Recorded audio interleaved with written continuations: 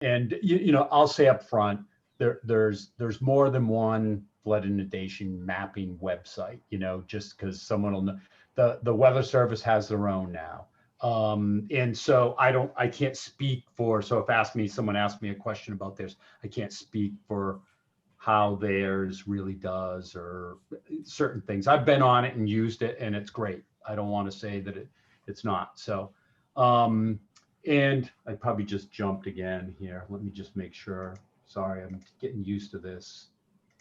Okay. So this kind of shows you so and I'll call this FIM a lot, and it's just basically flood inundation mapping. But it's to take this kind of shows, you know, here you know, this is the real-time data coming in, and I got this first arrow coming over here, and this is what we take that point on that hydrograph, and then we're translating it into what the flood extent looks like here.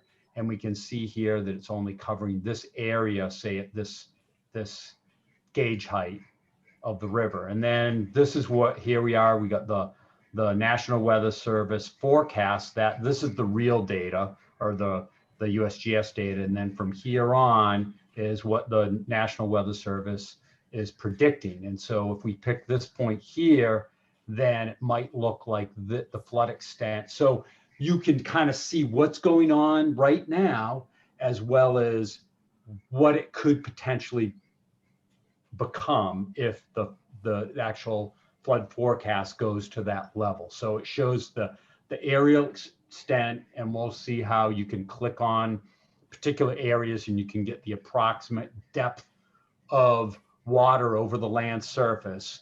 But this, again, it's to communicate the risk and possible consequences of the flooding. So what goes into creating this, these maps? And it's going to be a library of maps, and we'll talk about that. But basically, you know, ideally, we have our stream gauge data. So we have here someone, you know, doing a gauge inspection. You can see there's a flood going on, and we got the hydrograph from the USGS website. And then following this flood, we'd go out and flag high water marks for how high the water got. And we'd survey those into NAVD 88. And then the other thing, so we need the gauge, right? Because we want to know, be able to see real time what's going on, and then ideally, hopefully have that forecast. But we want to make sure that like our flood extent and the depths. So basically, we're going to create this model, but what we really need is, and pretty much across the country now there's LiDAR data, but we want to have a detailed digital elevation model or topography for that area. So we want LiDAR data. So hopefully, like, you know, in Eastern Mass, we'd have 2 meter DEM. So basically we can make 2-foot contours about, and then we're going to have a hydraulic model that we're going to create for that river reach of interest. And we'll talk some more about selecting that river reach as I go along. But what we're going to do is the high water marks are going to help us with calibration of that model. We're going to be able to match up that those high water marks occur within the aerial extent. And then we want to make sure that those, the flood levels, or how high it got, that matches what our models are, pretty close to what the model's telling us. And so we got all this, and then we got down here, we got again, the National Weather Service flood forecast, and then we're going to put all those together, and then we got our flood inundation maps. So those are the things that kind of go into building these, or the requirements. And again, I'm sorry, I'm just checking here on the things. But so again, and then from this, those maps become a tool for the floods. So it helps us, again, I'm just reiterating the benefits, the what if scenarios. You know, what if the flood level's this? What if it's only this? And our response, you know, the emergency responses that are done to this particular maps, or how it can be used. And it can be used for damage assessment. and future mitigation and planning with flood risk analysis. And there's different things, like I have the one down here, environmental and ecological assessment. So one of the FIMs that we did, USGS did, was one in Michigan a number of years ago, and there was an oil spill on the Kalamazoo River. And so then they could see, okay, well, what like pockets might there be of this oil spill that we didn't really realize where it went. But they created these flood inundation maps, and then that helped them with an assessment and cleanup of that particular oil spill on the Kalamazoo River. And it also can be tied into, say, the FEMA has this program, so you can look at economic losses or potential economic losses for a particular area if the flood level got to, some level. So, okay. So now we're going to talk about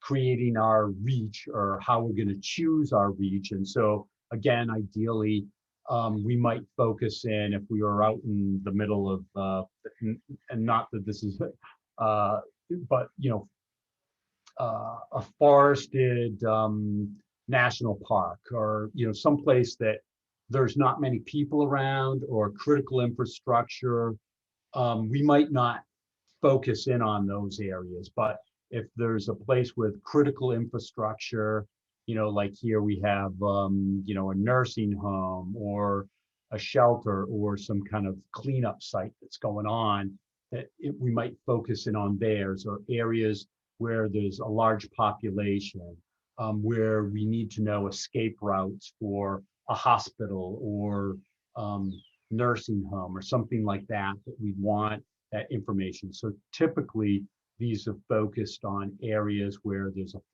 potential flooding problem, but also, there's a real need for it. So, again, so we come down, we need the stream gauge within that critical reach. And so here we're showing this one, there's reach 1, or reach 1 is downstream of reach 2 and 3.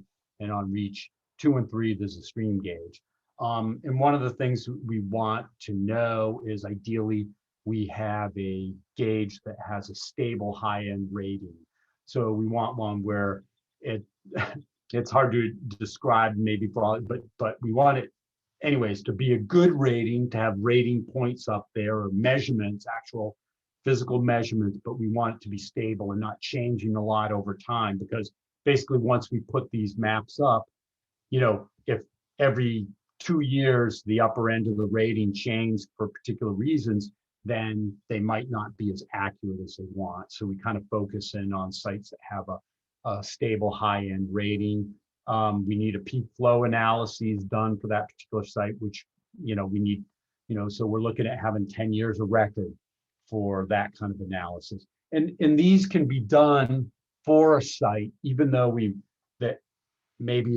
only report as a stage only. So most of our sites are staged with discharge, but we could do it for a stage only site. We'd have to know the discharge and the rating, but we do have some sites that are stage only, but we have an idea of what the rating is, or we keep it up periodically, I should say. And as I mentioned, we need good topography, the LiDAR data. And then, ideally we'd have a recent survey. So we'd have up-to-date hydraulic structures as well as cross-sections. So if we had a reach where they came in and there was a bridge that was constricting flow, and we created the maps, and then they took that out and they put in some span that doesn't impede the flow, that might change the maps. So ideally we want up-to-date information on the structures and cross sections, especially if something, river channel shifting a lot, then we might want updated cross section. So, and then ideally the high water marks to calibrate the model and check our aerial extent and the depths that we're getting. So, so this kind of is going to give a picture here. So our modeling, typically in most cases, for what we've done for USGS, not all, but most of them are models that we've done for FEMA, or HEC-RAS models, or for some other study. So we've been fortunate within New England that FEMA's been doing a lot of updating of risk map studies where they're having new detailed models done for selected river reaches. And in many cases, these are where USGS stream gauges are done. And so that's helped quite a bit that we have these HEC-RAS models. And then, we had back in 2010 and 2006 and 7 and 5, we had a number of large floods that we have high watermarks from. So we have those recent so we can calibrate those flood flows. And the maps typically, you'll see some maps that don't follow this, but most of them go in, this particular shows in 5-foot increments, but there's a huge range in stage here. But typically here in New England, you're going to see these in 1 or 2 foot increments. So you'll see a map for if the stage is, usually it's it'll come to me in a second, but we go somewhat by what the Weather Service might use, like action stage. So we might have our first foot mark, bank full. Typically, I've written it here. We go from what bank full is up to about what the 0.2% chance flood there is. And so our stage range is going to be in 1 or 2 foot increments from bank full up to that 0.2% flood. So there are some maps that are associated, especially the ones out in northwestern Mass we did for FEMA, and those are more associated with what the annual exceedance probabilities are. But those, as we know, can change slightly from year to year. And what we did out there is if we had a big space in between them, say like in between the 1 and the 0.5% flood, say it was, a 3-foot jump, we might put a map of an interim stage that's in between those two elevations. Okay, so what we're going to do is to get those, so we create these maps for each of these stages, and we're going to take these and we're going to lie that water surface elevation in the model over the high resolution topography data from the LiDAR data and the DEMs. And we're going to create spatial grids for all of these different stages that you can see here.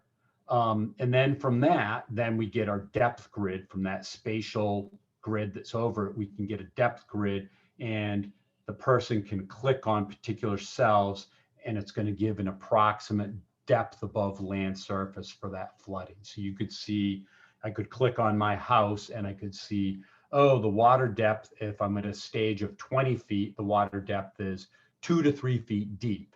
But at a stage of 25 feet, it's going to be, instead of 2 to 3 feet, it's going to be 7 to 8 feet deep, at my house. So this is where, so then we kind of move from that. I kind of showed in that last slide, we have a hydraulic model, and then we got our topography here. We're lying each of these maps on top of each other, and these are supposed to be a series of those elevations. So it might be a gauge height of 8 feet, 9 feet, 10 feet, et cetera, down to the maximum elevation. And you're going to see something like this that kind of shows the depth, and then again you're going to be able to click onto the maps for each of those. And then this just ties in. This is an example, as I said, action stage is somewhere, I'll say around bank full, and these are the different ones that the Weather Service has identified as the minor flood stage, moderate, major flood stage. And this is just a screen grab. This is the Pawcatuck River westerly down in Rhode Island. And this was one particular one. And these little things here are slight backwater from the tide because it's fairly close to the ocean there. So you get, during the new moon and full moon, you get slight little increases in the stage there from the backwater from the ocean there. So this kind of gives you you can click on it, you can see the information that the Weather Service has enhanced that particular forecast. So we're tying that in. And then again, so the FIM is more than just maps. So we got our flood library, and then we have our actual real-time data that's going on at that gauge, and we have our flood forecast, and what does that equal? And I got to see if this works here. There we go. And this is just a screenshot. This is kind of what the old one looked at. It looks the old USGS FIM, but this is pretty close to what this is. And here's the website, and I can send that or put that in the chat. But if you just Google USGS FIM or you type USGS Flood Inundation Maps, you'll go to this site. Okay, so and then I'm just gonna kind of emphasize again the benefits of this. It helps with preparedness, response, recovery, mitigation, and planning. It's an interactive tool to better understand flood risk. And the data can be shared. I think this is the really cool thing is nowadays with everything with the web, instead of flipping through maps and the fire department's looking at a set of maps and the police department, everyone can be looking at the same thing at the same time and see where we are. So you can do that, before, planning ahead during the flood and after the flood to assess certain things. And again, we didn't for any of our maps in New England's tie in the FEMA HAZAS program, but there have been some maps that the USGS has done where we tied in the HAZAS analysis. You can look at the economic loss for different flood levels here. And so one of the things that for USGS, the USGS is, not that someone else doesn't, but we have to create a report that documents, and this is what slows things down a lot, is we got to document the flood flows. We have to document the hydraulic model, the calibration of the model, the LIDAR, the mapping, and the map library. So now we don't have to just do like my most recent ones we did like 3 years ago. We have the actual report that goes into details about all of what went into creating these flood inundation maps. But then we also have to do a data release or science base, basically, that provides all the maps and the metadata and et cetera, that someone can download those as shape files, et cetera, within all of this. So it goes through a pretty thorough review. Generally, if we're using, have a forecast point that we're using, I'll share, like, some of the two that I did down in Rhode Island. We shared it with the report and everything with the National Weather Service, had them review it to get their input on any things that they think are important that we may have missed or comments on it. And all of our reports, obviously, we have to have 2 reviews. And so I'll usually pick someone that the Indiana or an Ohio office have done, as we'll see when we go to the FIM thing. They've done a ton of flood inundation working. So we'll send it to them for review and get their comments. And then one of the things I should mention is it depends, but potentially these flood inundation maps could help communities with their NFIP community or the community rating system. So, and ideally lower their flood insurance premiums for those particular areas. So, I just am going to look ahead. Okay, yeah. So, I'll kind of stop there for a second and see if anyone has any questions before I'm going to just talk about some of the New England studies, and then we'll go to the actual real live demo. So if anyone has any questions about the process or how we did anything, they can just ask them now. I'll give everyone a few seconds, but. There's a couple of questions in the chat. In the chat. Okay, let me. And I think you've answered the first one. Are the FIMs only available for rivers that have a stream gauge?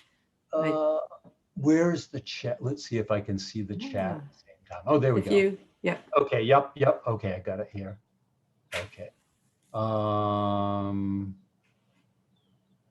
Yeah, so typically we have to do that because then we can show the person real time what's going on, and then what we were,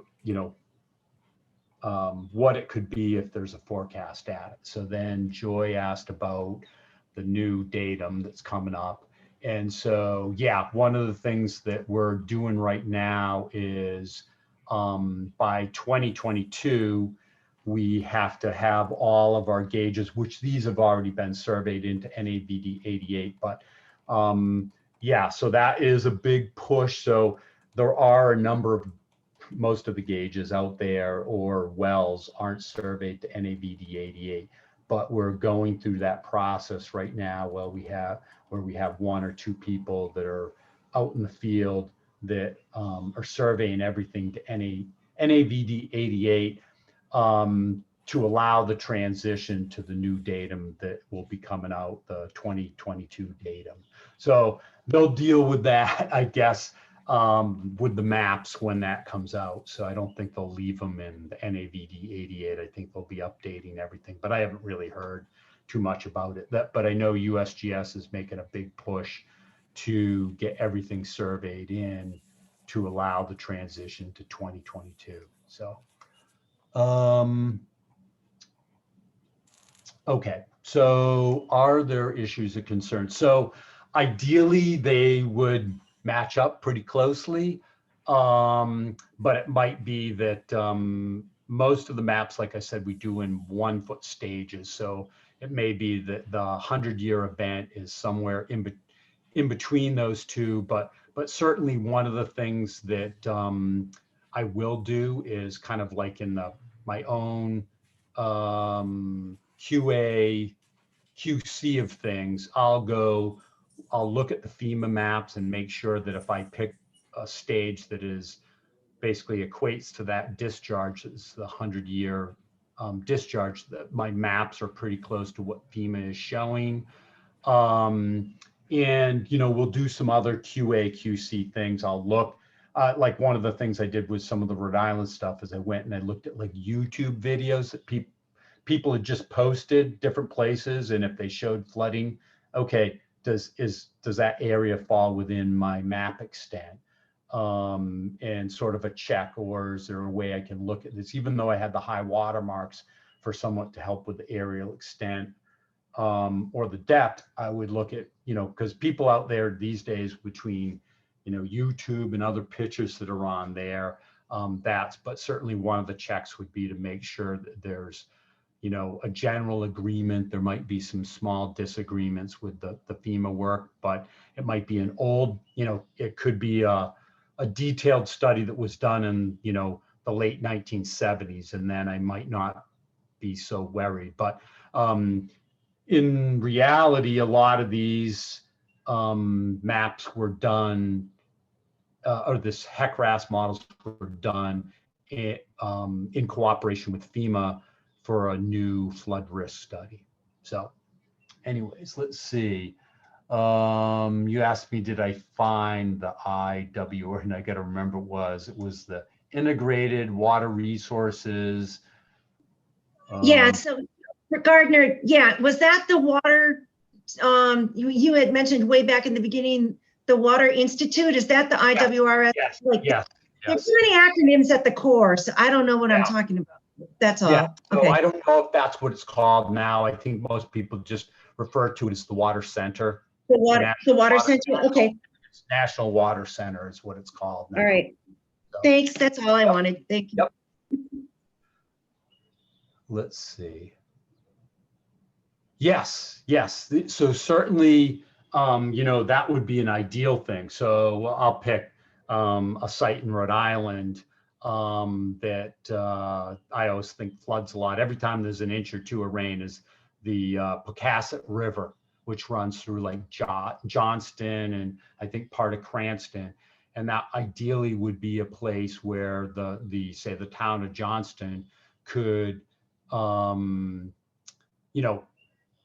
help pay for a gauge on the Pecasset River, and then we could do the study, and then we could link it to it. So certainly that would be a case where if a community had a river that flooded a lot within this, they could work with USGS cooperatively to set up a gauge and do a study to create these maps.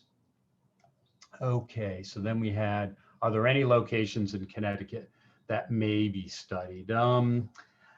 We've talked about it. I did a presentation to the, now I'm going to have to remember what it is, but Connecticut has a similar organization to this organization. I forget what it's called in Connecticut, but I did a presentation to them. I want to say like 3 years ago, and we talked about a couple locations that we could potentially do that in, but nothing's come about from that for any locations in Connecticut. But I wouldn't be surprised if in the future that we can. And then the next one is, so in Mass, it's just 4 rivers listed on as available. So yeah, so there's 2 sites on the Deerfield River. There's the North River, Green River, and the Hoosick River right now. And so ideally, there's other sites that I would love to see this done on in Eastern Mass. We happen to be doing, and I get further into the presentation, and I talk a little bit about Tropical Storm Irene. We were doing a flood recovery work with FEMA for Northwestern Mass following Tropical Storm Irene. And so that's why we have 5 of these flood inundation studies out in Northwestern Mass, or in the Deerfield River Basin, Deerfield and Hoosick River Basin. So, and that looks like about it at this time. So I'll just, I'm going to put this over here, and anyone again can interrupt me. So we have about, we'll say about 10 or 12 studies that we've done within New England here. We did have another one that was on the Winooski River, I think in Waterbury, Vermont. And that's hard to explain, but it's a core site. So it's an Army Corps site, but it's a long story. But if the data is not published, then USGS isn't allowed to show it on the web anymore. So we can't show, because it's an unpublished site, meaning the data, even though we run the gauge for the Corps, it's considered unpublished because the Corps doesn't pay for it to be published. So then we can't show the inundation map anymore. But if you go to the National Weather Service FIM, that site is active on their site because the Weather Service is allowed to show the Corps data while we aren't. So anyways, so I'm just going to go into, so I'm just going to use this as kind of to talk about some examples and show how we went through it. But this was, if people don't remember, 10 years ago, Tropical Storm Irene, or weren't around. Anyways, on the 28th, it was Hurricane Irene. And as it moved up the coast, it cut across the outside of the very edge of New Jersey. And then it hit New England just right on the kind of the New York, Connecticut border. And it moved up here through, and there was a ton of flooding up in Vermont and Western New Hampshire. Vermont really got hammered, but Northwestern Mass got anywhere from 3 to 10 inches of rain in about 12 hours. So if people have ever been out to Shelburne Falls, or like to the Bridge of Flowers as out here, or the glacial potholes are right here. But this is the Deerfield River. We'll show the hydrograph what it looked like, but this is kind of a series of awesome photos this gentleman, John Elder Robeson, took. And it's kind of moving upstream. This is dam number 3. And this is where the glacial pot hills are. This little quilt factory here, this building, I think, is already floated downstream. It was located further upstream. But then this is the Route 2A bridge here. And then this is that same bridge down here, and there's the Bridge of Flowers there. So it quickly went crazy. And this, oh, did it skip again? No, here we are. Sorry. This kind of shows you, this gives you a sense of at 5 of the gauges out in the Deerfield River, basically, this is over a 9 to 12 hour period after about 3 a.m. on the 28th. But you can see how much the river stages changed on these rivers, you know, some incredible amounts, you know, 16 feet, you know, the South River at Conway is a small site, only 23 or 24 square miles. It went up 11 feet. The Deerfield River, 20 feet. Just incredible things. And one of the things I want to point up is, so I put a little note here, the maximum river stage change in a 15-minute period. And these are in order from here, but you can see, you know, 1 foot, 1 foot, you know, the Deerfield River at West Deerfield, it went up almost 2.5 feet in a 15-minute period. That's like incredible. So anyways, and then we jump over here, some of the other sites that we're talking about.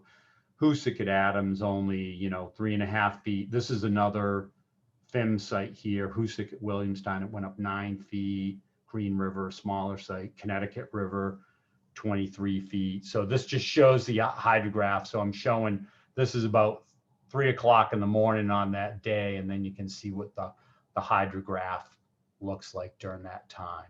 So, and so this is our kind of our calibration, and this is a zoom in. This isn't here anymore. This is the Spruces. It was a retirement mobile home park. But my point is, here is what I did is I have the FIM set to a stage that is fairly close to what that peak stage was on the Hoosick River at Williamstown, which is just upstream from here. And if I click on this building here, I came up with a water depth of 1.5 to 2.5 feet. And the USGS, what we do, some other FIMs that you go to, you click on it and it's going to say, you know, 1.82 feet. Well, we look at it that it's just a model, and it's a pretty good approximation. But what we usually do is we give a 1 to 2 foot range that it's going to be in, because we don't want someone not evacuating their house because they think that their, you know, their base of their floors in their house are at, you know, 3.2 feet. And they're going to say, well, it says I'm only going to be at 3.1 feet, so I'm not going to evacuate. So we want people, so we just want people to be, there's error in the models, all models, and this just gives an approximation of what it is. So it gives a little range. And so in this particular case, though, this is where I test this. Is I click here, it says 1.5 to 2.5 feet. And we actually, this is 1.8 feet above the land surface there. So we're right in the middle. And then this is down in the town of Charlemont. So in this particular case, this is the, right here is the police station. And we can see here that, you know, I click on our FIM map that's closest to it, and it says, you know, a 0.5 foot to 1.5 feet deep. And right on the police station door, we actually, it was 1.3 feet above the land surface, or above ground surface is AGS. So, and here was a different one. This is at the, on the Deerfield River, getting down into, this is Deerfield Academy, if people know where this particular is. And this was out on their football field in the stands. The high water mark was up here. And this was about, I just estimated it because we didn't really tape down to it on this particular one, but it was about 10 to 12 feet above ground surface. And if we click on the actual map at that location, we get that the water depth was 10 to 11 feet. So this is part of our checking to make sure that, and our high water marks to calibrate the model. So, and I think what I'm going to do now is I'll look at any questions again here. because I see two more in the chat, and then we'll go to a live demo. Okay. No, Gardner, I was just putting in there that the Corps is starting to allow inundation mapping available, but it's an emerging policy. I don't know a lot about it right now, and it might only be NAMS, but it's coming out. They're starting to get more proactive, letting the public know what's up. Okay, great. And then we have MEMA town bought out. Yes, no longer there. Yep. Giving a happy ending. Yes, no, it is. It was I flagged the high water marks there, and it was pretty sad because it was, most of the people, it's a retirement community, and that was everything. And the place was wrecked. Few people had peeled the aluminum off of their mobile home to sell the aluminum for money. So that was pretty sad. So anyways, okay, so I'm gonna jump right to the FIM. Hopefully this, I don't know if it'll work from here. Oh, I had it up anyways. Okay. Pull this over. So this is when you just type in USGS FIM. This is what comes up, and this is the USGS's lengthy disclaimer that if you want to read. Anyway, so we're just going to close that. And then you see a map. And so this shows you all the locations that USGS has. And again, these are all the ones that have gone through, an intense review process to put up on the things. All the ones that have like the green, if there was a flood going on and they were at different flood stages, they would be color coded to that flood stage of the forecast, what they currently are. So if they were at moderate flooding, I forget what moderate flooding is, but let's say it's orange, then these sites would be outlined in orange. So if it's just a black triangle, there is no flood forecast for that site. So the two Deerfield River sites and the Green River at Coleraine aren't a National Weather Service forecast point. So there is no forecast for them. So they're just shown as a black dot. But these would be, if there was a flood going on here, you'd see, oranges, purples, yellows, reds, whatever the color is for that particular current flood stage that those sites are in. But again, you can turn on, these different layers. You could, hence that shows the current National Weather Service radar. So you can lay that on there, any kind of warnings that are out, flood watches or warnings that are out currently within the US. You can pull those up. These are all the Advanced Hydrologic Prediction Service forecast sites that the river forecast centers within the National Weather Service have that are sites. So you can look at those, and we're just going to, actually, maybe that'll help if I turn those off. But see, here's a case where these different sites are at flood stage. So if there happened to be a FIM, a flood inundation map for that area on this one, it would show up, the outside of the triangle would show up as red. So that's kind of how it works. So, and I'm going to point out here is this, and Joy will, I'm pretty sure, Joy, you had the woman who was the head of the Silver Jackets program in Indiana come out and talk at the Army Corps Silver Jackets meeting. I want to say maybe 2 years ago, but they set up a program through their particular Silver Jackets program where the Corps and the USGS and the Silver Jackets all work together to develop all these a lot of these flood inundation maps for the state of Indiana. So, and like I mentioned, the state of Ohio has had a really strong program in doing this, and there's a couple other places that have been really, and then there's some states that there's none. So anyways, I'm just going to zoom in on New England, and we'll just go to New England here and pull this over. And, you know, I'll start. Does anyone have a particular one they want me to click on, or I'll just pick one if no one does? So we can look at we'll pick on the Hoosick one because I think that has some interesting aspects to it. So it comes up with this little box, and we can see that, you know, if we look at the current hydrograph, since it's been so dry and it hasn't rained in ages, it's just flat as a pancake, you know, here. And nothing's going on. It's not in the flood stages, any of these flood stages here.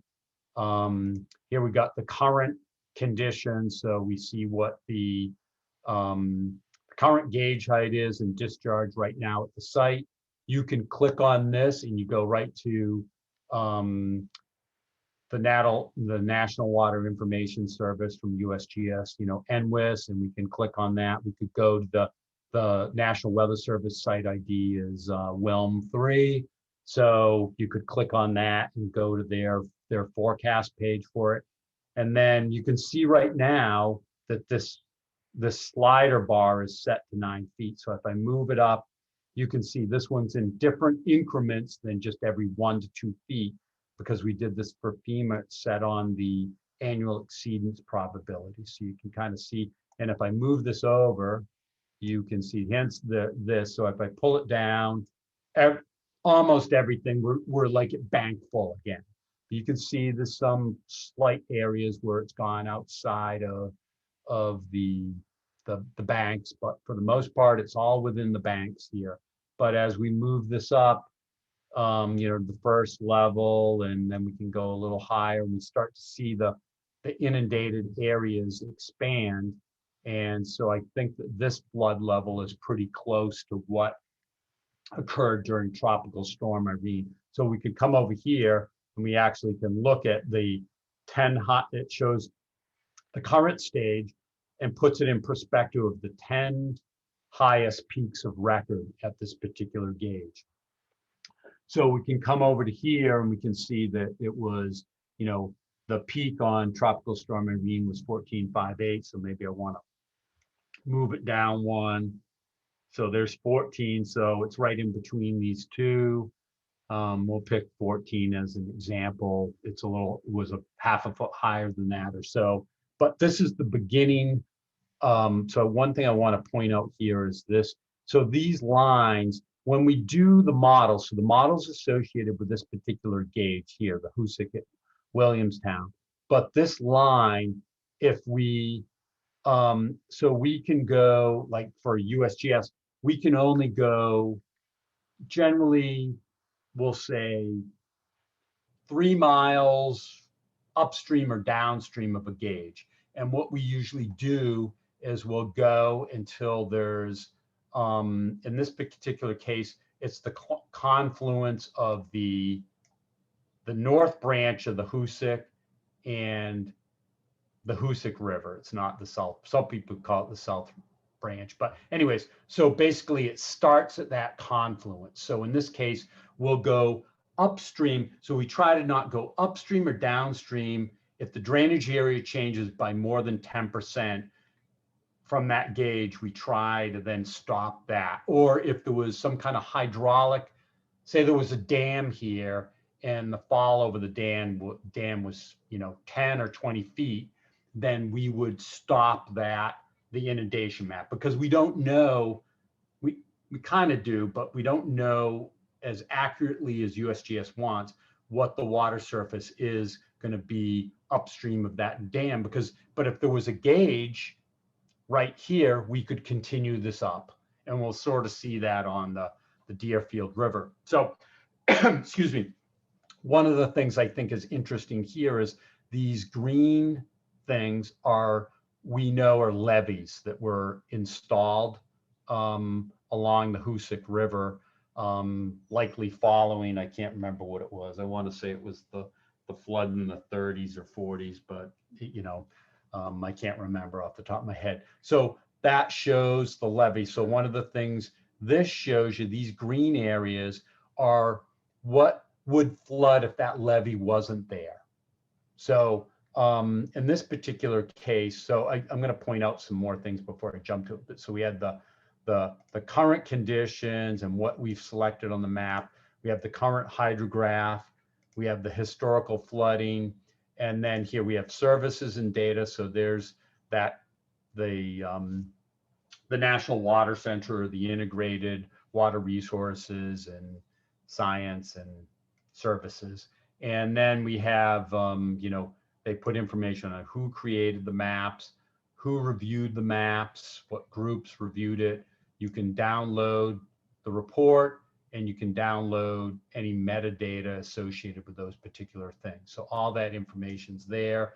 And then under more information, there's nothing here. Oh, here it goes. Areas on defining what these are. Areas of uncertainty depicted by the map. Green represents areas of uncertainty due to levees or other hydraulic flow impeding structures. So, but what a really interesting thing is with this particular site is you can see that it's green. So it's what would flood if that levee failed. But as we move up through the different flood levels, so we go up to the next one and we can see these levees are still doing a great job protecting what's behind these areas behind that levee. But then if we went up to about the 0.2% chance flood, or the 500-year flood, if we see that, what ends up happening is water actually gets in through here and gets behind the levee and would flood this whole area here. And this, so based on the LIDAR that we can see from this levee, that once it gets up here, the water can get around and in back in behind that levee. So I thought that was pretty interesting when we were doing the mapping. But again, if we come down here and we kind of follow this along, oh, actually this, so it ends here. I think, we had this trib that comes in here. And so it was going to change the drainage area by more than 10%. So we kind of ended the inundation maps there. So this is where the spruces was. And I think that if one of the things I didn't mention, you can change the base map. So we could go to satellite and we can see here, there used to be a way that you could change the opaqueness of the inundation layer, but you can see here now that this is, I'm assuming, like a park, but you know, since it got bought out by FEMA and MEMA, we can see that area now is no one can get flooded there. So okay, I'm going to move away from this, unless I'll stop. Anyone, I should look in the chat to see if there's any more questions. I don't. Okay. Great. Okay. So I'm going to ditch out of this one. I'm going to go back to our zoom out. And so I want to show, this one's hard to show, but so we have the one at our gauge at Charlemont. So if I click there, we can see here, I just am showing a little bit of the aerial extent. So we go back up here, there's a trib that comes in here. I guess it's the Cold River comes in. So the drainage area from here to up here, this causes it to change by more than 10%. So we stop here and then we follow downstream here. And then we have this trib that comes in here, and that's going to change the drainage area by more than 10%. So it stops here. But then in through here, if we go to the satellite imagery, you know, if we hadn't had that trib come in, we would have to stop at this dam because we don't know what's going on. But we can't as accurately predict this water level in through here, but coming into Shelburne Falls. But if we had a gauge here or a stage gauge, then we could actually, you know, continue the maps down through this piece here. And hence that the glacial potholes. And you remember I showed the pictures of the Route 2A bridge and the Bridge of Flowers here. But as we come down through here, there's a number of dams. And I'm going to click off of this just again here. And here's our gauge the Deerfield River at West Deerfield. And so if I click there, then we can see the area extent of this one. So it goes back up. The South River comes in here, so it changes the drainage area by more than 10%. So the map extent stops there. And then we followed this down, and the map extent stops here because we have the Green River come in here, and it changes the drainage area again by 10%. If that didn't come in, we might stop it here anyways. We'd probably take it down to here, but the Deerfield River, if the Connecticut River is high, like during Tropical Storm Irene, that caused backwater up in through, some area in through here. Actually, it might have gone a little further, but this kind of shows you again, bank full, but then as we move the stage up, you can see this whole floodplain. This again is, I should look up what this was here, the top 10 floods. So this one was 24 feet. So, this is almost exact. So 23. So this is what it looked like during Tropical Storm Irene. And as I said, if we zoom in, hence the Deerfield Academy, and that was that football field that we were on the bleachers in there. So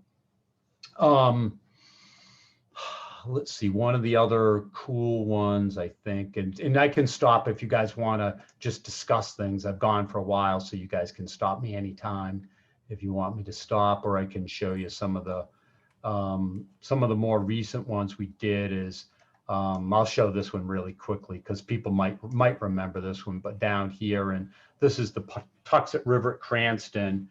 And so this one was back in the spring of 2010.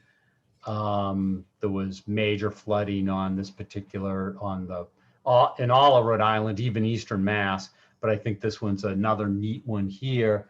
And so what we can do, if we go historic flooding, we can look here. It's 20.79 was the peak stage here. And I guess the interesting thing is let's see if I do this here, annual peaks. So you can kind of go along and see over the, there's about over 80 years of data here. And you can see how different 2010 is from all the other ones.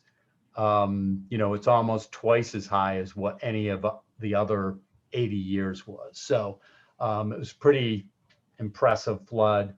So we knew it went to 20.779 at the gauge. So we can move up here to 21. So we're at 21. So during that flood, this is the, pretty sure I could be wrong. I'm going to go with Warwick. It's probably the Cranston sewage treatment plant, but it might be the Warwick. I can't remember which one it is. But anyways, this got totally flooded. But after that flood, they went in and they actually built a berm around the facility. So again, what this shows, so when we created the maps, we made sure that we cut this out because it's protected by that berm now. So we actually, the LiDAR data didn't show it, but what we did is we went out and we surveyed parts of this, and then we added this into the model to show that now we know the elevation. So even though the LiDAR data was flown before they put that berm in, we went in and we corrected the DEM to show that berm, and so we can show that it doesn't flood. And even if we go up to the 500-year event, it's still protected.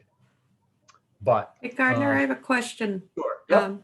When you zoom in this far, can you now point at something and see how deep the floodwaters are? Yeah. Sorry, I should have done that. So if I click here, even though it shows what the water depth would be if it did flood into there. But we'll do, that's actually a good, so we can look, if I was the Rhode Island DOT, I could see how deep, let me move it back to 2010. So this is 2010. And what I did is I looked at images and different things like this and checked this out. But you can see here, if I click here, it's about a 0.5 foot to 1.5 feet of water.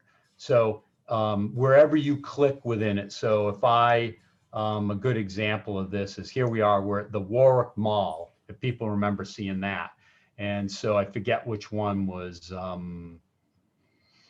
I think one of these was Sears, or I can't remember the name of the thing. That might be on the other side here, but we can click on it and actually see the water depth, the range of it. So, and if we get closer down here, this apartment complex, they had about 2 to 3 feet of water here. And one of the other things that we do when we're doing this is we go through and if we watch, see, this is a good example here, is we knew here that this bridge level is higher than that, the water didn't go over the bridge, right? So we manually go in and cut out areas where we know that are passable, so we can show that what's passable. Whereas at this particular stage here on Route 2, this is Route 2 and Warwick, that there was water going over the bridge there. And I do want to make the point that someone else may say, oh, water didn't go over the bridge here during 2010. I can't remember off the top of my head. But if water's hitting, and I'm going to get the terminology wrong here, but if water's hitting the bottom of that bridge deck, so if we looked at it 3D, if water's hitting that I-beam that's going under the road, then we show the road as being inundated in the sense of being, we'll call it conservative, that maybe people shouldn't be driving over the road. So, so that's a point. So this was a kind of a time-consuming one where we actually went in and we checked all of these. And so if a particular ramp was open, and maybe when the initial thing did it, it showed that blue went over here, we'd go in and cut that off. But you can see as we change the flood levels, you can see when, I can get to the airport here. I can still get to the airport, but then when you get up here, you start getting a little higher, then you see it at 20 feet, a gauge height of 20 feet at the gauge. I'm not going to be able to get to the airport here. I'm going to have to come down Route 1 over here. So the towns and the communities can use that for planning, know when they need to shut down a road.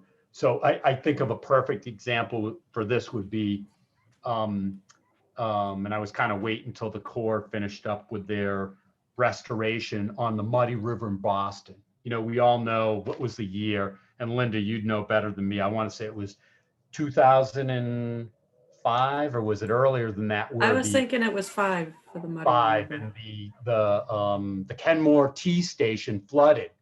And so that's why we put the Muddy River stage gauge in, so we know when the flood level gets up to this, so they can put sandbags on it's the C line, right, of the green line, to keep water from going down into the Kenmore T station.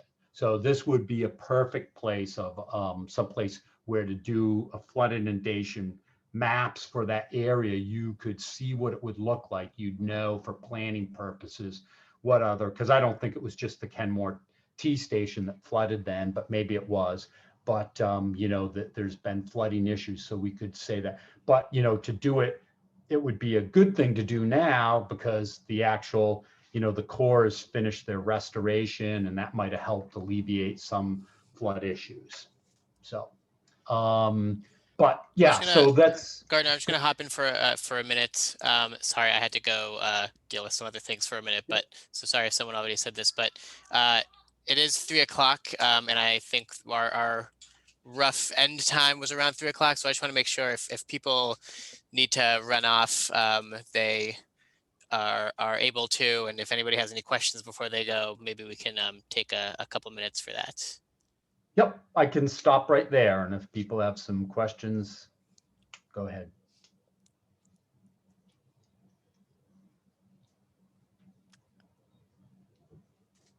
All right, well, I'd just comment that I think this deal with seeing how deep the water is and when the roads are passable would be hugely beneficial for the local emergency responders, to know where they can route their vehicles, and an ambulance or a fire truck can get through there or not, And that this would be a huge, great tool during a flood event.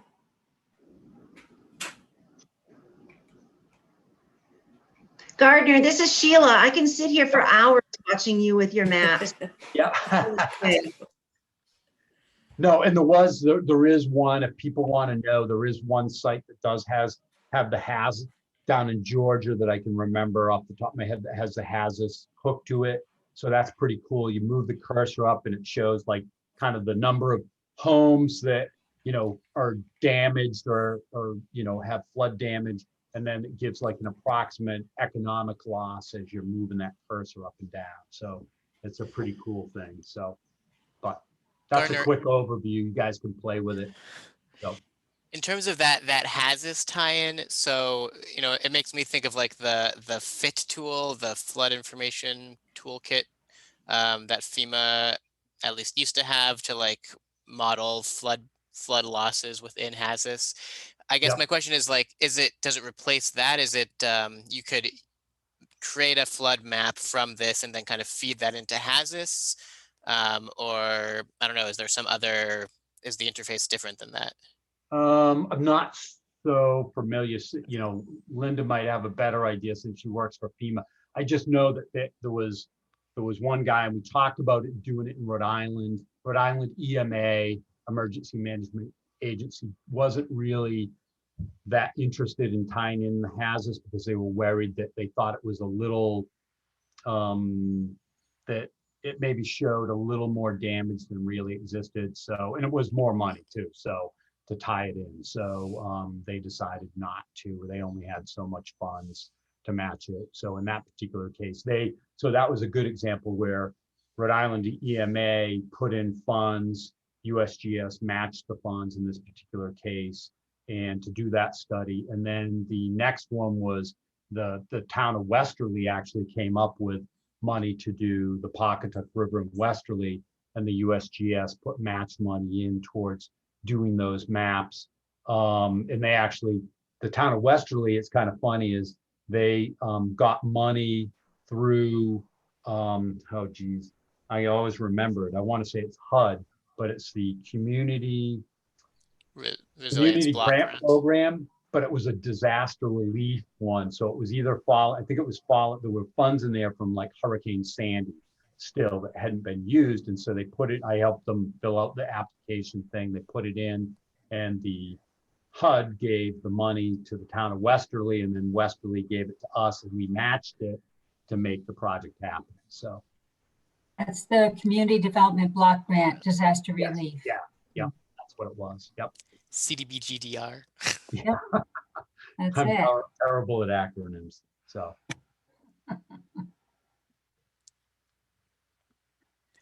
Well, thanks, Gardner. As usual, you always just give your audience a lot to think about. And yeah, this was great. Thanks. Yeah. And USGS is always such a great partner. So thanks again for, showing this to us. Yeah, you're welcome. You're welcome. And like I said, the Weather Service has a similar tool that's it's got a few more sites, not in New England. It does have that Winooski River at Waterbury, Vermont. But they have in some other states, they have other maps that they have that we didn't meet. I mean, I hate to say, but didn't meet our criteria, and so they wouldn't allow us to put them on it. So it's just the way things go. Yes. Hey Garner, you probably touched upon this, but this is a great presentation. Thank you. When you talk about criteria, how are so the study sites were selected based on something, right? Like, so yeah, a little bit like, so say like, well, I'll pick the Patuxent River at Cranston or the Pawcatuck River at Westerly. Those had like what, back in 2010 during the flooding, they had significant damage and issues. And so but they're kind of heavily populated. So we kind of focused in on them versus we could have done it, say for the, I'll use the Pawcatuck River, Wood River Junction. Well, it's nice, but there's turf farms, there's wetlands, there's not like, it's not that the few people who live there would definitely benefit from it. But it wasn't, say, as it's maybe harder for us to get, whether it's Rhode Island EMA or say the town of Richmond, interested in it when it's only going to help for, we'll make it up, 50 homes versus, in Westerly, the part of the downtown got flooded, or, or the Warwick Mall got flooded. And some of the stuff we did in like Northwestern Mass, you could say the same thing. Well, what is around there? Potato fields, some, crops and stuff like that down in through the Deerfield River, below the West Deerfield gauge. In that particular case, we were doing the flood recovery work for FEMA. So we suggested doing something like this, and they liked the idea. And we were kind of hoping it kind of kick-started some more of these getting done. The Hoosick at Williamstown, I think, is a great one, but it worked out that FEMA and MEMA helped buy out the spruces. But if they hadn't, the people who lived there could kind of plan, or the town of Williamstown now can plan, like, okay, we know we should never let anyone build a mobile home park by the river in this flat area that's going to flood. But there's definitely like some places within Eastern Mass that I thought of that, hey man, I think this would be a great place to do it. It's a lot of it is that USGS, just, even though I think it's a great idea, and I have to have we need a cooperator to do the work.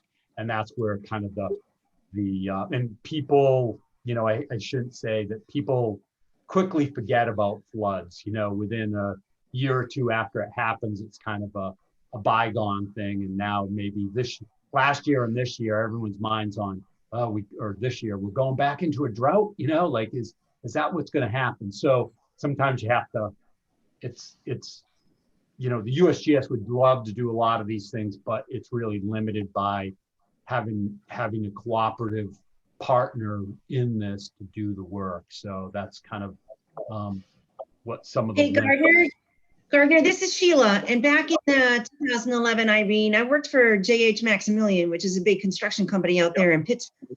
And they rebuilt Route 2 all along there from the washout. And so was part of the funding for this because major traffic routes were wiped out? Is that why they allowed some of this to happen, or like how, or is it just you happen to win the argument that day? I think that it's kind of a combination. I think that there was major flooding out there, and we came up with some ideas and kind of presented them to FEMA, and they thought, oh man, and I know that where's Joy? Is that Joy was actually the town of Charlemont, granted it's small, was actually able to use these maps. And I think, you can correct me, have they moved the police station now out of the flood zone? No, okay. No, they haven't done anything that I know of. And and like you pointed out, their entire, well, the one thing that I do know was most impactful to them was they had decided in previous years to really push the economic development of their quote unquote downtown area, and your maps showed them that would be a huge mistake. The entire area would be under I don't know how many feet of water when the Deerfield floods. So they did decide maybe that wasn't so smart after all, but they didn't know where else to put them because they go up so quickly from the Deerfield that everything is, so it caused them to think. And I think one of their part-time town administrators probably isn't there anymore because of the discussions that followed. I'm not sure about that, but she's not there anymore. So. Yeah, so I think that definitely the damage that was done out there in the Deerfield from that, and like I said, the Winooski River at Waterbury, Vermont came out of that tropical storm Irene stuff too. It was just something we kind of pitched as an idea of something that we could do when we're collecting all this data. We flagged high water marks, and that was the big thing, survey all of those in, but we collected a lot of other things. It's kind of like, so that's kind of what it focused on there. But certainly, the Cold River would have been, that got trashed. I should say Route 2 along the Cold River got. Yeah, I think that was a lot of the incentive for funding it too, was Route 2 was impassable for months after that storm. And I think Mass DOT got really heavily interested in some of the studies out there. Maxie did in 3 or 4 months right after that. They did more in those 3 or 4 months than they did in 2 years worth of work. Like they rebuilt Route 2. It was insane. So, and that's a major transportation route for everything out there. There's not a lot of other alternatives to get supplies and everything out that way. So yeah, it's an important lifeline.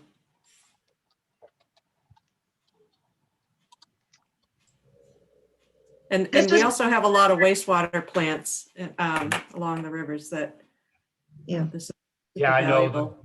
the Greenfield wastewater treatment plant. I was That's there. fun. That got inundated.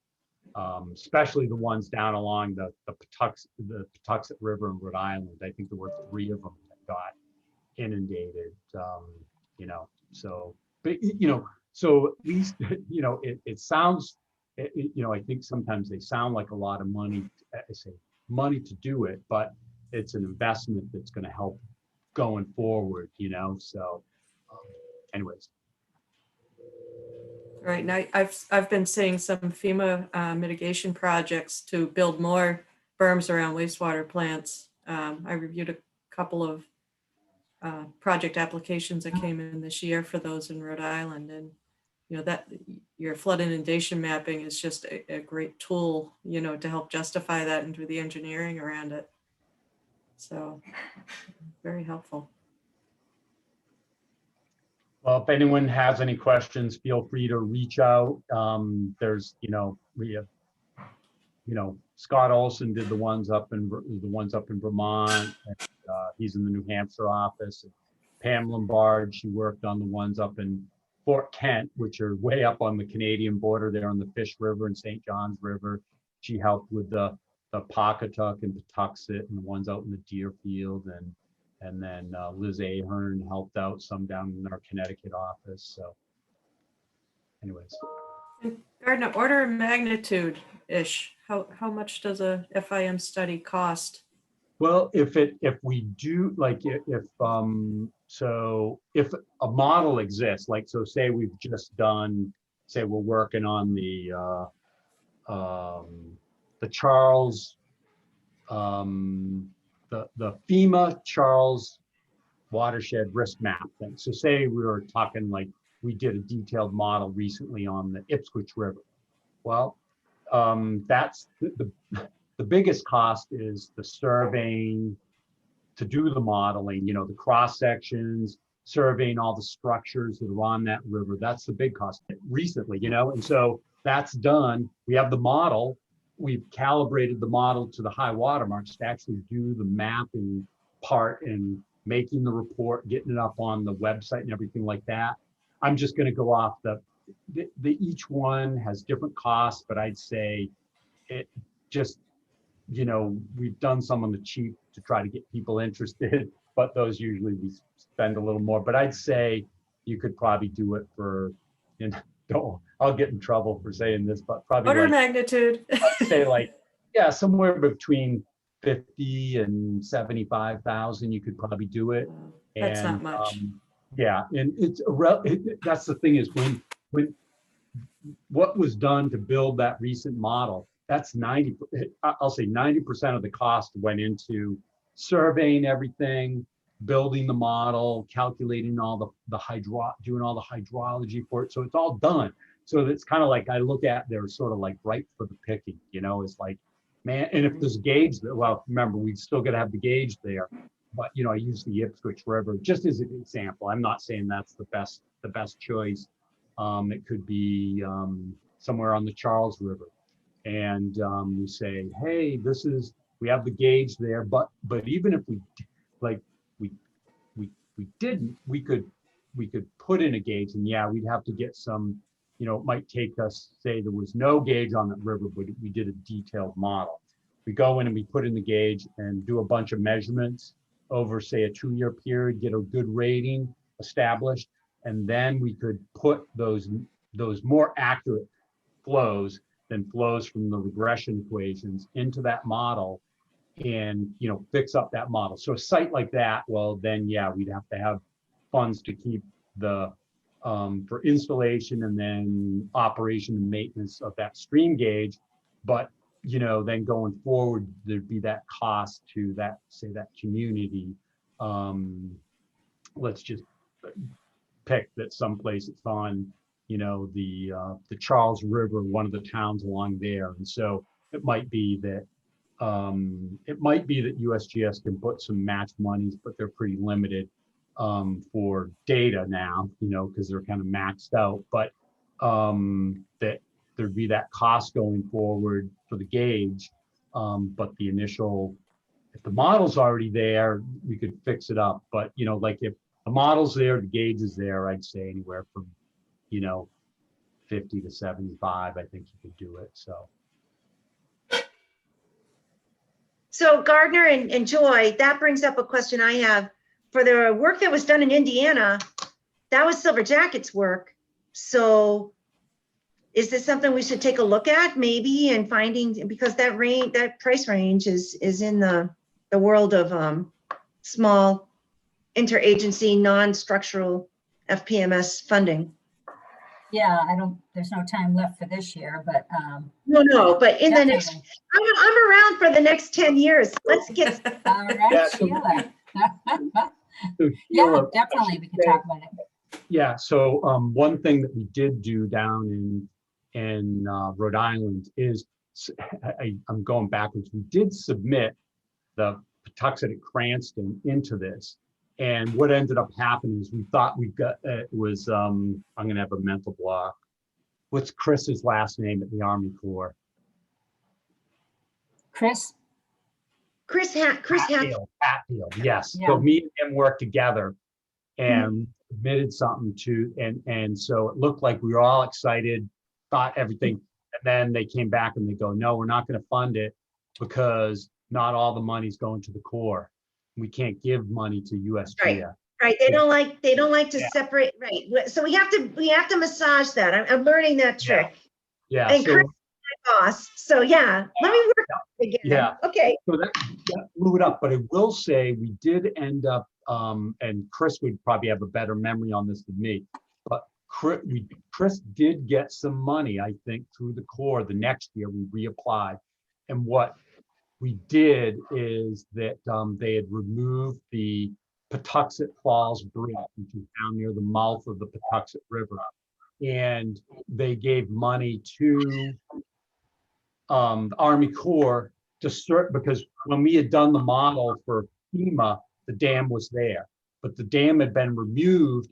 So Chris's group, or the survey group at the Corps, got money to survey what the channel looked like with the dam gone. And then they gave us that information, and we worked with, and I'm trying to remember the woman we worked with, and I think we sent her the model. She added in that new information into the HEC-RAS model. So they got a little bit of money for that too, the Corps did.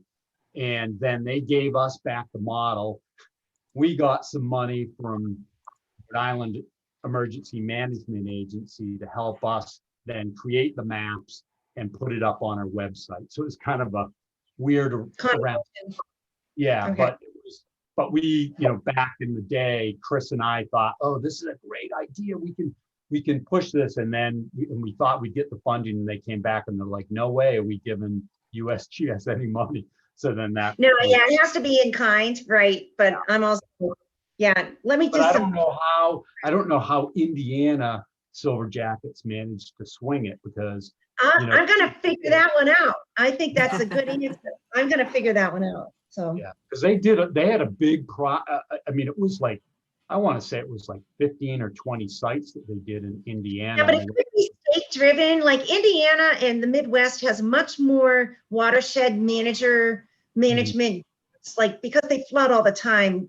New England, we don't think we flood all the time too, but it doesn't seem to be as media driven. And Indiana, Ohio, I mean, they've got big rivers and they flood. So they also have local state groups that maybe are quasi government. That let me do some digging. That's Yeah, something I vaguely recall, Sheila, that they had some kind of a state mitigation fund that she got a bunch of the money from.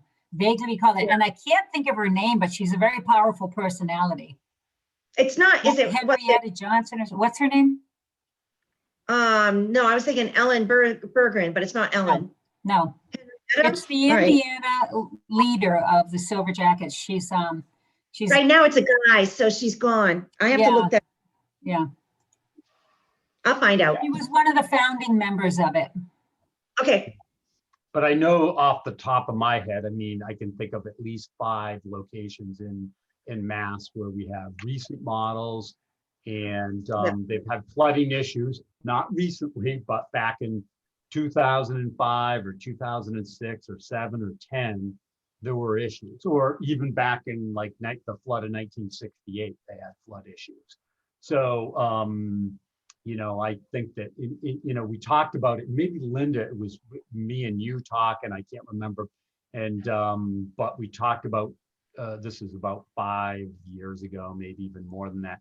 But we talked about trying to pick 1 or 2 sites like in Eastern Mass that get people like excited, you know, that there's flood issues there. But you know, as we said, you know, like I picked the Muddy River as an example in Brookline, you know, like with the T station, but that's a long time ago. And, you know, whether people remember or not, you know, probably there was some Fenway group, remember they had like annual meetings at Northeastern, but, you know, whereas a case we might take some, I know I taught, and I can't remember the woman's name, she's the head of the hydraulics program at Army Corps, Sheila. Christina Echo? Yes. So when we were doing and Joy might remember this, when we were doing the work for the Charles watershed for FEMA, we said, hey, we'd like to update the model, but I talked to Christina about what the Army Corps has been doing on the Muddy River, you know, the restoration stuff, because I know they had to come up with a model, I think, for it. But she goes, well, it's not really detailed enough, and timing wasn't right too. But to me, that's a big one. But again, that happened in 2005, but it did cause a lot of problems, you know, when the T shut down for, you know, because I forget what all the lines go. Yeah, 20 years later, they're gonna finally finish that project. That's how long, it takes a long time to get moved. Yeah, but it's tough to get through all those, any studies. Yeah. So, but that was one I always thought, well, oh, it's right there. It's in Boston, you know, it's like, you know, where the legislators are and, you know, stuff like that maybe that pushes it. But there's a couple other of them that could be like the poster child, you know. I say Just found her name from Indiana, Manuela Johnson. She was Manuela. Okay. Yeah, Manuela, State Disaster Relief Fund Administrator for the Indiana Department of Homeland Security. I'll send you that. All right. And Gardner, I remember we were also pitching this to Taunton. Yes, that's right. We went down and met with the city of Taunton because Route 44 had closed during the 2010 floods, and we have the gauge. The one Taunton, we said we might have to put another one in between, but then we had the Mill River at Spring Street gauge because that had the Wittenden Dam issue, stuff like that. So yeah, we did. That's right. The Weather Service, Nicole met us there, and you came down, and we went down there, and They seemed really interested, but I think it was, you know, funding. Yeah, no, I know, because they paid for the Mill River Spring Street gauge there, still. So, but yeah, no, I know that's always the tough thing is getting that initial stuff. And USGS used to do 50-50 on the match, but that's really rare now. just because the cooperative funds that they give us has been flat for 20 years. So anyways. Well, this was a great presentation, and I could stare at your FIM maps all day long. Yep. They are No, fun. they are cool. So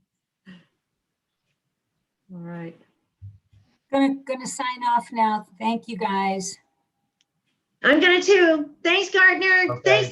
Thanks. Have a good Thanks, one, guys. Thanks, everyone, for joining. Okay. Buddy. And we'll have contact information for Gardner if Yeah, anyone and I can wants to share the reach out. presentation if you guys want it at some point too. So, okay. Thank you. Thank you. Bye.